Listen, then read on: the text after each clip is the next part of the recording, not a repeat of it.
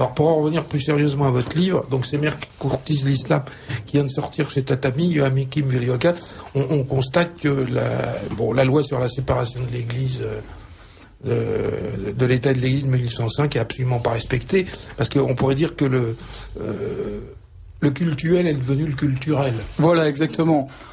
Techniquement, si ces maires-là respectent la loi, parce que ils financent les associations culturelles. Et il faut savoir que maintenant, dès qu'il y a un projet de mosquée, c'est toujours des grandes mosquées d'ailleurs, maintenant les projets, il y a une partie réservée à évidemment l'espace de cultuel stricto sensu. Une partie réservée aux femmes. Oui, évidemment. Non, mais puisque la mixité n'est pas pratiquée dans les mosquées. Et comme la mosquée, il faut savoir que ça comprend un espace d'enseignement, une bibliothèque, une médiathèque, etc. C'est pas du tout à comparer avec une église. Donc, ils scindent en deux les projets. Il y a la partie culturelle où là, il y a les salles de classe. Par exemple, François Fillon, quand il a inauguré la mosquée Al-Islah d'Argenteuil, il faut savoir qu'en haut, au palier, à l'étage, il y a 130 places assises pour des élèves.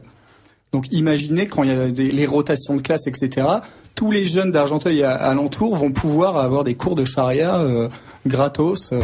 Et voilà, donc ça c'est la partie culturelle. C'est comme à Roissy-en-Brie, il y a un très bon exemple. Il y a le Conseil général qui a voté à l'unanimité, donc c'est le Conseil général de Seine-et-Marne, à l'unanimité des élus UMP et PS, une subvention de 185 000 euros. Et le Conseil général PS, lors de l'inauguration, moi j'y étais à l'inauguration, il a dit que c'était un équipement, que c'était un équipement municipal. Alors il y a aussi toute une novlangue qui s'installe, parce qu'on parle d'associations culturelles, d'instituts culturels, d'équipements municipaux, de centres interreligieux. Il faut savoir qu'à Ouapi, le maire François Grosdidier, qui pourtant vient d'une droite que certains diraient extrême. Oui, je l'ai connu. Vous l'avez peut-être côtoyé il y a 30 ans, voilà. Au Parti des Forces Nouvelles, j'en parle, alors on a les mêmes infos. Eh bien, cette personne, lui, c'est 3 millions d'euros qu'il a ponctionné sur le budget municipal de Ouapi, qui est quand même pas une ville gigantesque. 3 millions d'euros, c'est considérable pour ce qu'il appelle un institut culturel où en fait il y a des salles de culte, etc. Et en plus, c'est l'UOIF. C'est une association qui dépend de l'UOIF, qui est notoirement la fédération musulmane, qui est inspirée par les frères musulmans. Donc c'est un véritable scandale. Ça devrait faire la une du Monde, par exemple. Et des exemples, j'en cite à foison. Le livre est assez épais, il fait 270 pages. Et c'est le fruit d'une enquête de 3 ans, dont des articles de l'Observatoire de l'islamisation, mais aussi d'autres informations qui sont exclusives dédiées au livre.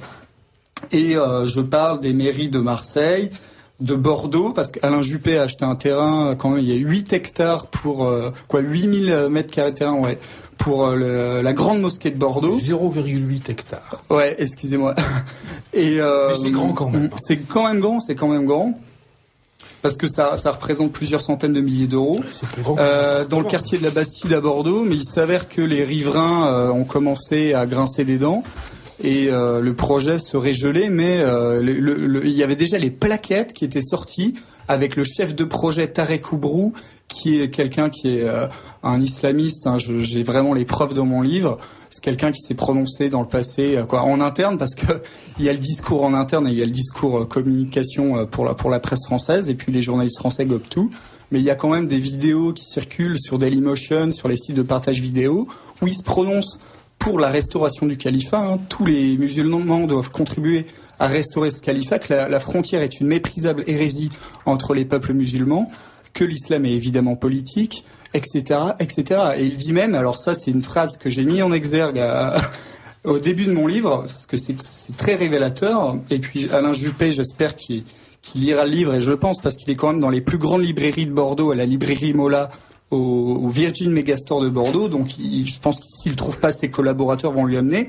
Alors, Tarek Oubrou, le copain d'Alain Juppé, parce qu'Alain Juppé dit avoir d'excellentes relations avec les leaders de la communauté musulmane, eh bien, Oubrou, dans une de ses conférences qu'il donne à ses fidèles, il dit « La politique des musulmans, ce n'est pas la politique des autres. La politique des autres est construite sur le mensonge. » Voilà. Donc on a tout dit, ils veulent conquérir le pouvoir politique, ces gens-là. Enfin, je vous dirais que la politique d'Alain Juppé soit construite sur le mensonge, ce n'est pas nouveau.